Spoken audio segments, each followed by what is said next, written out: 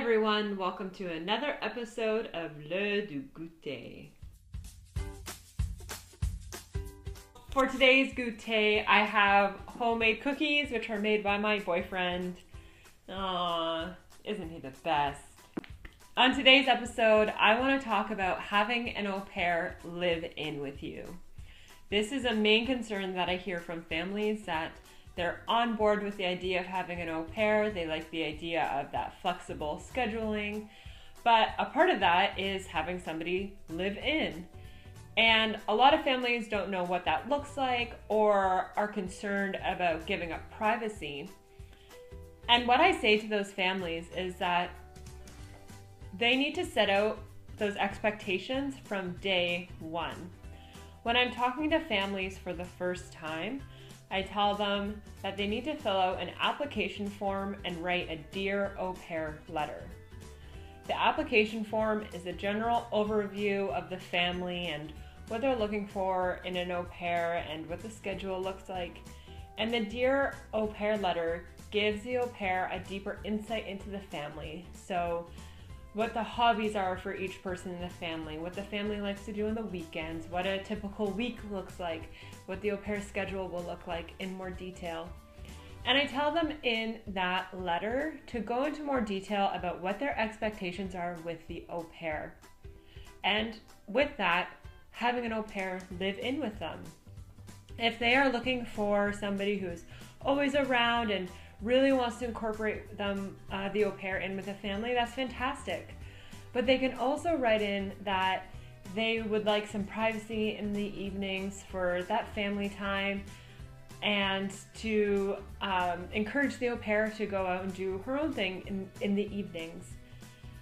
And that is another part of the au pair experience, is that yes, they're coming over to Canada to live in with a family, and they really want to learn the day-to-day life of a Canadian family. But it is also encouraged that they go out into the community and build their own community. So they have their own friendships, they have their own activities, and this is something that the au pair can do in the evenings, and the family is provided that family time that they would like. An au pair also wants to be a part of your family activities, such as going to Thanksgiving dinner. An au pair has never experienced Thanksgiving before, so they are expected to be invited to those things. Or having a family barbecue and you're celebrating a birthday, they would like to be invited to those things too, because they are a part of your family for that time being.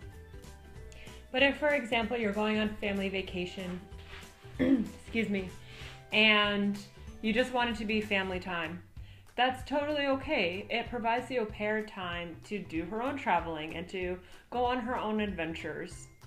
A way that you can set up those boundaries for your au pair is to provide her with a safe and comfortable living space.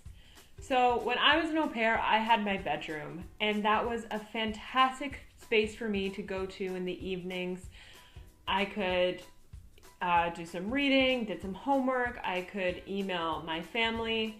All my family and friends were sleeping by the time I was done work, so I couldn't really Skype with them, but maybe your au pair can, because of the time difference. They can Skype with their family and have their own alone time. So the au pair is not there to invade your space, but rather help out when she's working, and then add to your family dynamic as a big sister.